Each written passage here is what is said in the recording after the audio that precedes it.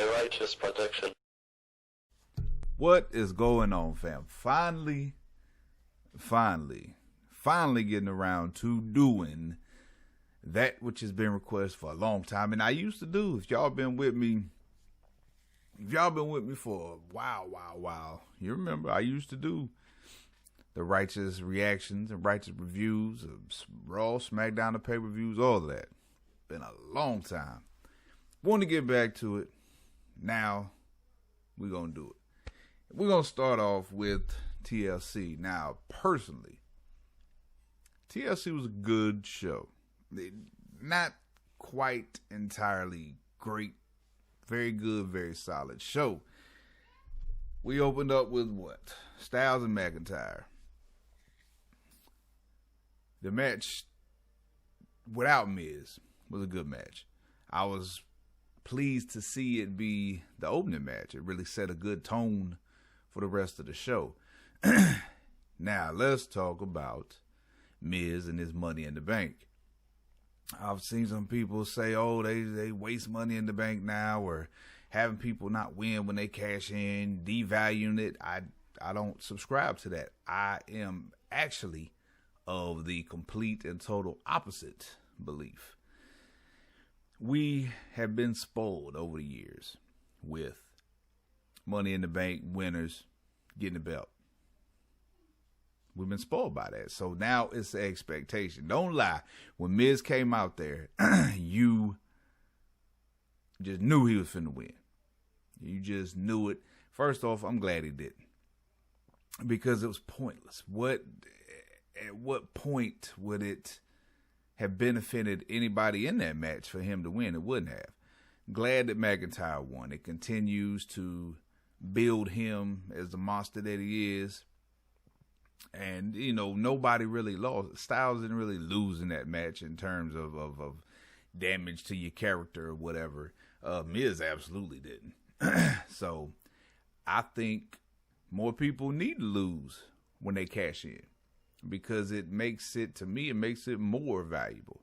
Because now, for one, when they go to cash in, you don't know.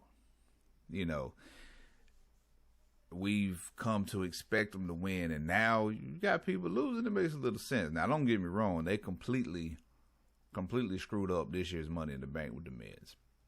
Like with the oldest thing and then going to court and losing the case. Like, come on, man. Keep with something like that and such a brutal match like Money in the Bank is.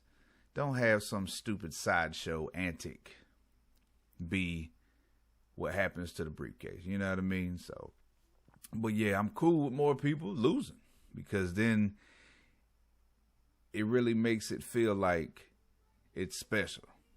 You know, it was tense when Miz come out there. And, you know, if you read the dirt sheets, you've been saw that creative was trying to figure out what to do. They wanted him to come in. But, yeah, it was tense when he came out there. I'm like, man, come on. Do not let him win. Glad he didn't. Glad McIntyre still won. Great match. What we got next? Next was Carmella and Sasha. Good match. Old buddy out there saving Carmella. That's all right. You knew. Was Carmella going to win? Probably not. Good match nonetheless. Me personally, I prefer the moonwalking, trash talking Staten Island princess to, you know, the untouchable. That's me. You know what I mean? That's just personal preference. She's good either way, and in either role, face or heel. She can do both sides of the coin and do them both effectively and believably. So it was definitely a good match. Finally, and I know the Sasha Banks stands, y'all are just so happy.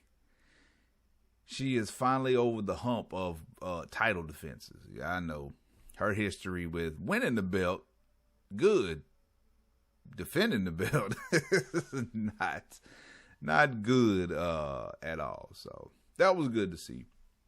You know, yes, to me she's still a little bit overrated, but that's just me personally. That's just how I see it. That's not to take away from her work. That's not to take away from what she means to the women's division and all that. So, you know, there's nothing I'm going to take from her. Glad to see her win. Be interesting to see, you know, now that Bayley is, I don't know, I guess kind of out of the picture. So we'll see. I got no problem I got no problem really with a feud with her, Carmella, I guess, but where? And why? What has Carmella done to, earn that, if you will? So, that was all right. No beef, no problem. What was the next match? New Day and Hurt Business. Boy, Kofi was spitting out teeth after that match. Glad to see the Hurt Business get the win, get the titles. It's going to be fun to see if there is a reason and what the reason is and what they do concerning the reason for what Sid did to get the pinfall. But beyond that, the match was good solid match. The only thing that bothers me is now what are we going to see? Of course, New Day going to get their rematch. Hopefully, Hurt Business beats them, and that puts an end to them. You know what I mean? Because they done had 436 matches in 2 months. So, I mean, let's give another tag team a shot. You know what I'm saying? So, but nonetheless, that's one thing about a team like New Day. They don't have to have the titles to be meaningful. You know what I mean? They can be in feuds and have great matches and put on without titles. Titles don't define them. They're very well defined in who they are and accepted and loved because of that. So they're a good team that doesn't need the belts to define who they are. And that's a good thing. A lot of times you got single superstars and you got teams that, it's like if they don't have a belt, then they're just nobody. And that's not necessarily a good thing. Anyway, moving on. What was up next? Asuka and Charlotte, Shayna and Nia. If you've been reading the dirt sheets, you knew Charlotte was coming back. Now, y'all know she's one of my faves. In my fave 5, say Booker T. But do I agree with her winning the tag titles last night? Yeah. It's one of those things where, first off, I don't believe it's going to be any length of time that she's going to have it. It's one of those things where they probably went ahead and did it and was like, here, now you can claim to be a women's tag. You know what I mean? Just to add another notch to her belt, if you will. I have enjoyed the odd couple pairing with Shayna and Nia. It's all right. Asuka 2 belts. Yeah, that's cool. But, this match might have been the one that kind of did a little more damage than good, just in terms of them winning the belts, because there was no point to it. And Charlotte over there all hugging and stuff. I don't want to see that Charlotte. Nobody wants to see that Charlotte. We won't heal. I'm better than you. Natural selection, Charlotte Flair. But that don't detract from the match, even though it's a quick match. Still a good match, but if I had to pick a low point of the pay-per-view, that'll probably be it. But that, even at that, it wasn't bad, so to speak. So we'll see how long they keep them belts and then who gets them next. That's really the real question. What comes after that? Shane and Nia get them back. Do they find a better feud, another feud? Probably what we're going to see. What I like to see is, first off, for the NXT fan, y'all know me. For y'all that's been in NXT for a minute, man, when Asuka and Shayna was in the ring together, boy, we wanted that. I still want that feud, like the real deal feud. But what I could see happening is probably in the next title match, if they gonna turn Charlotte back heel, let her do what she does best, she turn on Asuka and then they feud for the belt or something like that. So, and I ain't really too much crying and complaining about that. That's all right. Next match was Owens and Reigns. Good Lord, they tore the house down. Flat out, to me, best match on the card. They tore the house down. Still don't think they understand how absolutely awesome Kevin Owens is. And of course, people will be like, oh, we know he's great and all that. Shh, man, that dude is amazing in all aspects. And yeah, that match, not only physically was it brutal, it was, even though you knew Kevin Owens wasn't going to win that match, he wasn't going to get that belt. that match still allowed you to be on the edge of your seat at times. And that's what it's about. You know, the physicality, the brutality was there. The story aspect with everybody getting involved, and, you know, that was there. And just best match on the card. They tore the house down. I really enjoyed it. Might go back and watch it again.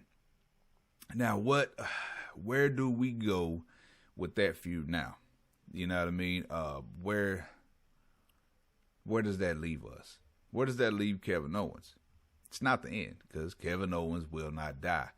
Do I want to see him with the Universal title? Absolutely. Is this going to drag out until WrestleMania? Is this because Roman's killing it?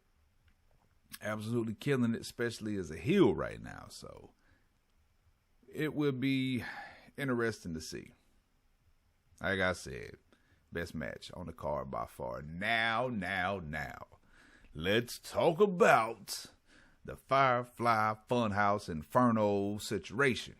Okay, one thing. You knew, regardless of what happened in that match, there was gonna be plenty of people crying and complaining about it. And that was before Bray Wyatt got set on fire. Okay, one, that don't bother me.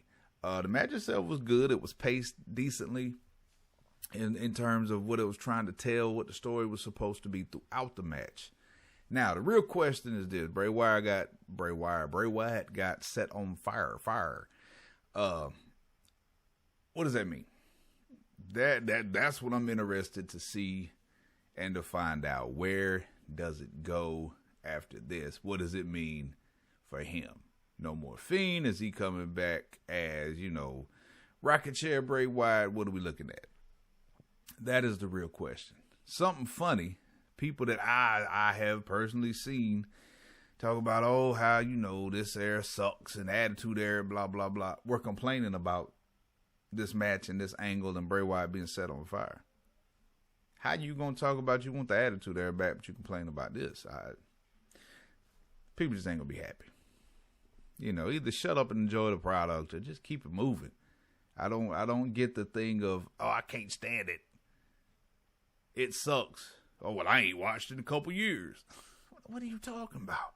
It sucks, but I'm going to keep watching it and bashing it every week. Anyway, the whole set on fire thing, yeah. I just want to see what's the outcome. Absolutely what the outcome is going to be is by far my biggest concern about that match, that feud. And how long is it going to be before we get to see something come from it? But anyway, the match was fine, man. And I knew, you know, when the match started itself, I'm like, yeah, people gonna be crying about this one. Then when he got set on fire, I'm like, here we go. Come on, man. It's not that, like, stuff like this ain't been happening, you know, for decades. Come on. People just bash and complain just to do just that. So anyway, I'm interested to see what this means. And if you saw, he tweeted out, what was that, a picture of a cocoon? Oh, so who's coming back? And where was Alexa Bliss at? Where was you at? Why you ain't come help? So I mean, it's regardless of how you felt about that match, that ending definitely has you wondering what's next, and that's what it's about. So yeah, man, I enjoyed the show. It was a solid show, very good show, absolutely. We'll see what they talk about tonight on Raw. And make sure I hit that like button, man. You know, this is something that's been requested for so long. If you enjoy it, you know, I'm going to try to at least do pay-per-views. I definitely want to get back to reviewing NXT, because, you know, that's my jam. So make sure you like it. If you're new to this channel, hit that subscribe button, click that bell to enable your notifications. And like I told y'all, I try to tell y'all all the time, man, unsubscribe, resubscribe. Unclick that bell and click that bell again, because I had somebody else tell me they had to do it because they wasn't getting notifications. You know, YouTube don't like my channel or something.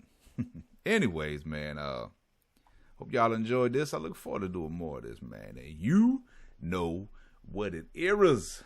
Keep it real, live righteous.